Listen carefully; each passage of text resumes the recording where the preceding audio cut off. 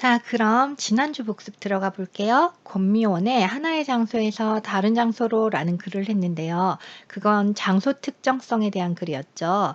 제가 과제 설명을 열심히 하느라고 그 글의 중반부만 막 열심히 들이팠어요. 근데 사실 그 글 후반부에 진짜 중요한 내용이 많이 있거든요. 그래서 오늘은 복습 정도가 아니라 약간 보충을 할 테니까 지난주 텍스트를 던져버리신 분이 있다면 오늘은 라운드 테이블 하니까 하고 안 꺼내 놓으신 분이 있다면 지난주에 읽었던 텍스트 다시 좀 가져와서 같이 보시면 좋겠습니다.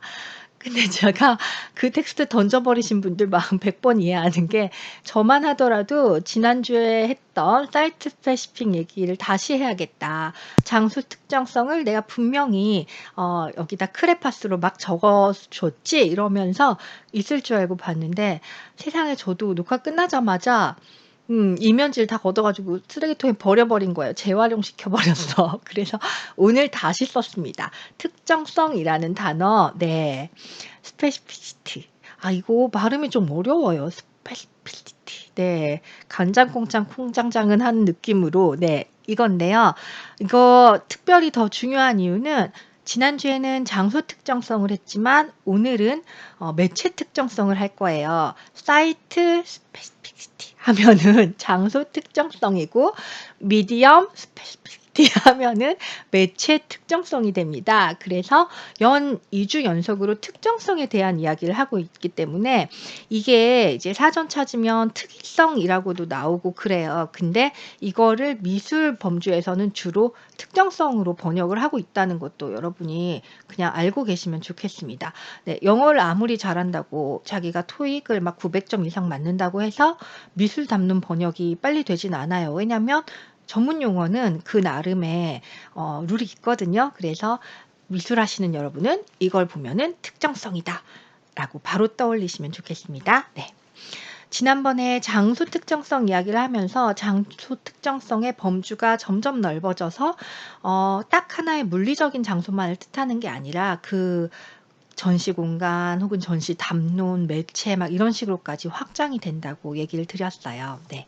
그렇다면은 그 지난주 텍스트의 62쪽에 보면은 순회하는 작가들이라는 소제목이 나옵니다. 이 앞까지는 우리가 충분히 했다고 생각을 하고요. 순회하는 작가들이 이제 이 글의 이제 마지막 부분인데 이게 매우 중요한 이유는 이 글에서 예전과 지금 작가의 역할이 달라졌다라는 것을 그러니까 장소 특정성에 대한 글이라 장소 얘기만 하는 게 아니고 사실 작가라는 사람이 뭘 하는 사람인가라는 개념이 달라지는 이야기 그 포커스 딱 잡는 게 되게 중요하거든요. 네.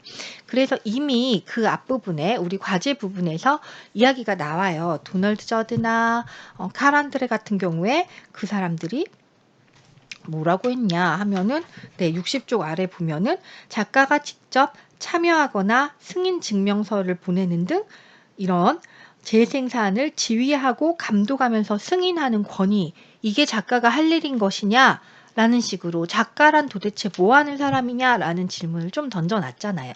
그거에 이어서 시대가 더 뒤로 2000년 가까이 이렇게 다가오면서 작가의 입지는 어떻게 더 달라졌는가라는 거예요. 자, 우리가 옛날 작가를 한번 생각해 보면은 아카데미 미술 그 형식의 태도가 될 때 글에 나왔던 공방의 도제식 아카데미 스승님 밑에서 스승님이 하는 기술을 열심히 배우는 옹기 장인이 되고 싶으면 옹기 만드는 스승님 밑에서 계속 흙을 만지고 물레 차고 작업실 청소도 하고 이렇게 배우는 네, 그런 시기가 있지는 않아요. 사실 아직도 몇몇 장르는 그렇게 배워야 하니까 네. 그런 류의 작가가 있을 수 있고 그런 분야의 작가가 있을 수 있고 그리고 또 다른 방고처럼 자기가 동생에게 "형은 물감이 필요해." 이래 가지고 어렵게 산 캔버스와 물감을 들고 골방에 처박혀서 자기 혼자 막 작가의 영혼을 불태우면서 막 이렇게 작업을 하는, 지금도 이렇게 작업하시는 작가분들 있습니다. 그래서 한국에서도 상당히 유명한 페인터들 중에는 전속 화랑을 통해서 자기 그림을 사고 싶은 사람은 화랑에 있는 큐레이터랑 얘기하세요. 난 작가라서 작업실에서 그림 그리기만도 너무 바빠요. 뜨내기 찾아오지 마세요. 이렇게 하면서 자기를 고립된 환경에 몰아놓고 그렇게 작업하시는, 작업실에서 네, 고독한 천재처럼 작업하시는 작가분들이 분명히 있습니다. 네.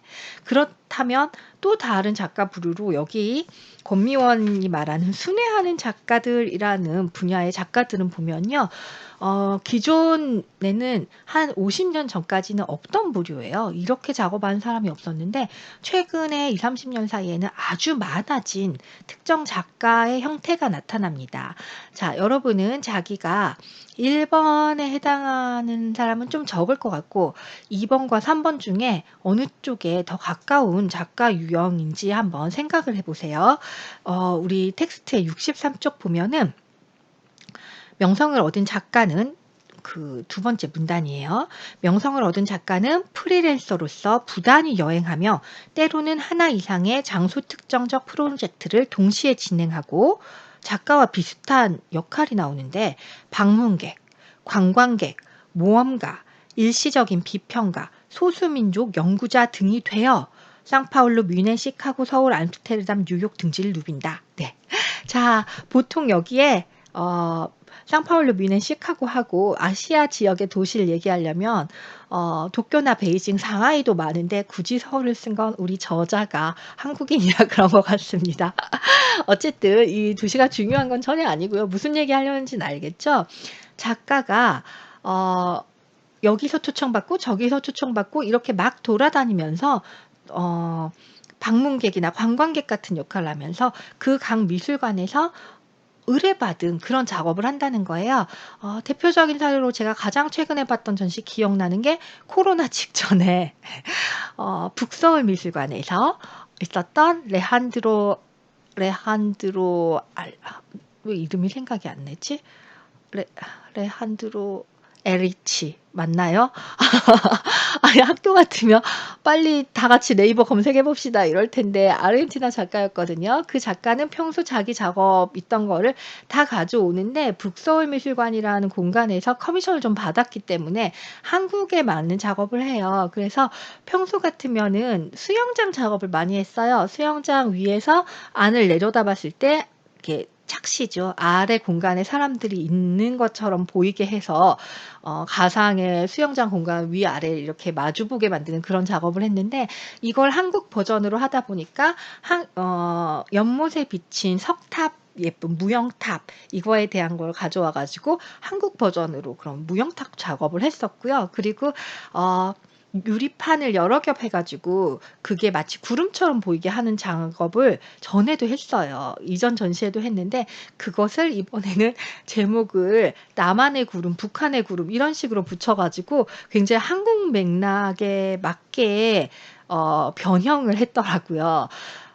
그게 정말 어떤지, 그렇게 하는 방식이 좋은지 안 좋은지 우리가 그 전시를 다 같이 봤으면 이야기할 수 있고 얼마나 좋을까. 네. 그렇지만 쉽게 그런 가까운 예를, 가장 최근에 한국에서 있었던 예는 그런 걸 들어드릴 수가 있는데, 바로 이런 류의 작가, 이런 식으로 활동하고 다니는 작가를 이제 권미원 같은 경우는 순회하는 작가다라고 이야기를 했어요. 자, 그렇다면은 64쪽 한번 볼게요. 이 작가들은 좋은 작가가 되기 위해 많이 갖춰야 될 역량이 무엇인가에 대해서 기존의 작가랑은 달라요. 우리가 방고 같은 그런 작가가 되기 위해서는 외로움을 꿋꿋하게 참는 능력, 그 작업실에 엉덩이 붙이고 오래 있는, 아니면은 순간 열정을 확 불태울 수 있는 그런 능력 같은 게 필요하겠지요. 아니면 형식주의 라인에서 우리가 정치적인 맥락 이런 거 빼고 조형성을 가지고 미술을 다 설명할 수 있다라는 가치관에서 본다면 무슨 대단한 조형감과 색감 천재적인 색감을 가지고 그걸 표현하는 작가, 이런 사람들이 작가로서의 자질이 훌륭하다라고 할 수 있겠죠. 하지만 개념 미술이나 설치를 하면서 전 세계에 장소 특정적인 미술을 의뢰받아서 돌아다니고 있는 이런 작가 같은 경우에는 작업실 골방에 처박혀서 버티는 그런 힘이 필요한 건 아니잖아요. 그렇다면 이런 종류의 작가에게는 어떤 능력이 더 필요할까를 64쪽에 제일 아래에 적어 놓고 있습니다. 이제 그들은 이라는 이 그들이 바로 순회하는 작가들이 될 텐데, 대상을 생산한다기보다 미적인, 때로는 비판적, 예술적인 용역을 제공하는 자로 변신했다. 이 용역이란 말은 이 글 외에 다른 글에서도 되게 많이 나오는데, 군인 중에 용병이 뭐예요? 돈 주면 와가지고 싸워주고 전쟁해주는 게 용병이잖아요. 용역업체라는 것은 돈을 주면 그 일을 해주는 사람이죠. 많이 다릅니다. 작가가 용역을 받기 시작했다는 게 단순하게 작가 자존심 상하라고 하는 건 아니고, 우리가 나는 용역받는 작가야 라는 얘기 이제 많이 하는데, 우리 방고처럼, 자꾸 방고 예를 드네. 노란 꽃이 있어 그러나? 네. 방고처럼 자기가 이미 작품의 재료를 모두 사서 집에 처박혀서 그걸 하면 되는 작가는 제작 지원비 같은 걸 딱히 받을 필요가 없어요. 하지만 정말 거대한 설치 미술을 한다거나 돈이 많이 들어간 작품을 하려면 당연히 용역이 돼야만 합니다. 요즘 막 클라우드 펀딩 이런 것처럼 돈이 와야 작업이 시작되는 거예요. 자기 아이디어를 내고 그쪽에서 허가가 떨어지고 돈이 온다고 해야 진짜 작업을 실행할 수 있게 되는 거죠. 이걸 바로 용역을 받는 작가 형태라고 얘기를 할 수가 있겠습니다. 그래서 이 용역을 제공하는 자로 변신된 작가들은 어떠냐? 리처드 세라가 한때, 우리 리처드 세라 누구예요? 기억하시죠? 이 정도는 지난 시간에 기울어진 호라는 작업을 했던, 직장인들이 출근하는 광장에다가 강철판을 세우고 이걸 잔디밭으로 절대 못 옮긴다 우겼던 그 작가. 그 작가가 예술 행위를 증발시켜서 떨어뜨리기, 찢기, 굴리기, 접기 같은 기본적인 신체 행위만 남길 수 있었다면 이것 또한 미술에서의 큰 변화입니다. 어떤 미적 대상으로서 판매될 수 있는 오브제를 작업으로 하지 않고 이런 신체 행위 자체가 예술이 될 수 있다라는 개념 변화만도 큰 거였는데, 그 뒤에 한 번 더 변화. 현재 상황은 교섭, 조정, 타협, 연구, 조직, 면담 등과 같은 새로운 활동을 요구하고 있다는 거예요. 요즘 특히 나중에 또 하겠습니다만 관객 참여를 참여 미학 이런 식으로 해서 점점 예술의 형태가 변화하는데, 그걸 잘할 수 있는 사람은 뭐냐? 교섭이나 조정, 타협을 잘하는 사람, 조직을 만들고 면담을 잘하는 사람, 이런 사람들이 어떻게 보면 전에는 이거는 비즈니스맨들의 자질이라고 생각이 됐지, 예술가는 이런 거 좀 못하고 굉장히 내성적이면서 사회성 떨어지는 사람이 예술가라는 그런 낭만적인 생각도 있었잖아요. 그렇지만 여러분이 진짜 지금 딱 미술관 가가지고 바로 작년에 올해 만들어지고 있는 예술 작품을 보세요. 그 예술 작품에서 그 작가에게 진정 필요했던 자질 중에 여기에 언급되고 있는 교섭, 조정, 타협, 연구, 조직, 면담 같은 자질이 얼마나 필요했는지를 제가 이거 중요해요라고 말하는 것보다 여러분이 직접 눈으로 보고 느끼시는 게 훨씬 낫겠죠? 그래서 예전에는 제가 이걸 다루면서 이 6개의 단어를 써서 작업실 한 귀퉁이에 한번 붙여줄래요? 왜냐하면 사실 이 글이 나온 지도 오래됐고 이런 자질이 작가에게 필요하다고 얘기된 지도 진짜 오래됐음에도 불구하고 아직도 미술대학의 많은 수업에서 이런 자질을 많이 얘기하고 있지 않습니다. 왜냐하면 이건 우리 선생님 세대들의 작가들에게서는 없었던 굉장히 부족했던 자질 중에 하나거든요. 그래서 이런 자질을 본인도 잘 못하고 이게 과연 뒷세대로 넘어가야 될 자질인가에 대해서도 불확실한 생각을 갖고 계신 분이 많기 때문에, 그러나 다시 반복드립니다. 이게 요즘 세대를 사는 작가한테 모두에게 필요하다는 거 절대 아니에요. 다양성이 있지만 그 중에서 이런 종류의 미술을 하겠다는 사람에게는 아주 중요한 자질이 될 수가 있겠습니다. 그래서 관심이 많으신 분들은 정말 한번 써놓으시라 라고까지 얘기를 드립니다. 그리고 65쪽 보면은 65쪽 첫 문단 중간 정도 보면은 종합적으로 말해 과거의 작가가 미적 대상의 제작자였다면 현재의 작가는 촉진자이며 교육자이고 조정자이자 관료이다. 네.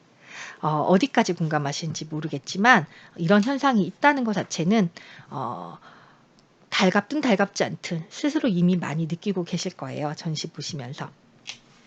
자, 이렇게 우리가 작가라는 사람의 정체성 자체도 많이 달라졌고요. 그러면 당연히 미술도 되게 많이 달라졌고 세상을 보는 눈도 많이 달라질 수밖에 없었을 것이다 라는 것을 당연히 느끼고 계실 겁니다.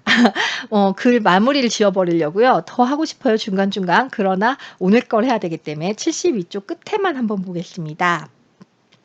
자, 두 번째 문단의 중간쯤 보면요. 장소 특정적인 미술의 실천에 있는 이와 유사한 이중적인 매개는 이동성과 특정성 사이의 지대가 정밀하고 정확하게 그 자리에서 빠져나온 것을 찾아내는 것을 의미할지도 모른다. 이렇게 쭉 읽어서는 이해가 안 되는 문장이에요. 오히려 그 다음에 인용문을 보면 이 사람이 무슨 말을 하고 싶은지 이해가 될 겁니다. 호미바바는 지구를 소유한 자에게는 호미바바는 탈식민주의의 대표적인 이루가입니다. 이름 자체에서 인도 냄새가 좀 느껴지세요? 네, 인도 핏줄을 가진 탈식민주의 유명한 이론가인데 이 사람이 했던 말, 지구를 소유한 자에게는 기득권이죠. 있는 사람에게는 그것이 줄어든다. 지구가 작아져요. 그러나 작아진단 말 이해되세요? 이 사람은 돈이 많아서 비행기를 타고 쉽게 왔다 갔다 하고 그래서 오늘은 서울에 있다 내일은 뉴욕에서 일하고 그 다음 날 베를린에서 일할 수 있는 거예요. 네, 지구가 작아져요. 그리고 옛날에는 돈 붙이고 이런 것도 일이었어요. 한 나라 갈 때마다 환전해야 되고 막 예.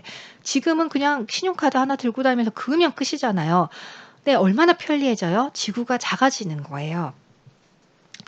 그러나 추방된 자들, 땅을 뺏긴 자들, 이주자, 피난민에게는 경계나 국경 사이에 존재하는 몇 피트만큼 더 엄청난 거리는 없다. 그렇죠. 네. 이것은 장소 특정성 미술과 이동성에 대한 그 윗줄을 더 잘 설명하기 위한 얘기인데요. 우리가 장소 특정성 미술을 하면서 뮌헨은 뮌헨다운 미술, 뉴욕은 뉴욕다운 미술, 이런 식으로 우리 지자체들만 하더라도 뭐 각 동네마다 축제 만들고 막 난리잖아요. 네. 우리 지역다운 뭔가 이런 고유한 정체성을 막 더 찾는 것처럼 보여요. 미술 안에도 그런 일이 많이 일어납니다. 그런데 그렇게 하면서 동전의 양면처럼 또 생기는 현상은 뭐냐? 그 많은 도시들에서 굉장히 비슷한 작가를 불러요.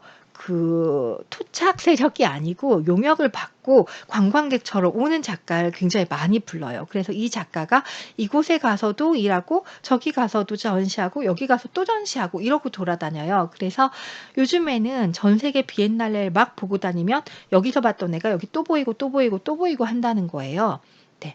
아까 좀 전에 소개드린 북서울미술관의 뭐 레안드로 에리치 같은 그런 작가도 이 작가가 전에 도쿄에서도 했고 상하이에서 했고 이번에 또 서울에서 하고 그러면서 사람들이 이게 상하이 때 전시회랑 도쿄 전시회는 이 작업 없었는데 이거 하나 늘었네? 이건 전에도 있었는데 이 작업 또 냈네? 이렇게 얘기하는 시기가 왔다는 거예요. 이게 모순처럼 느껴지세요? 아니면은 진짜 동전의 양면처럼 이게 있기 때문에 이건 당연히 있어야 되는 거다라고 생각이 되세요. 시간과 공간을 축으로 해서 갖는 얘기인데요. 약이 좀 약간 어려울 수도 있지만 재밌는 부분입니다. 얘기해 드릴게요.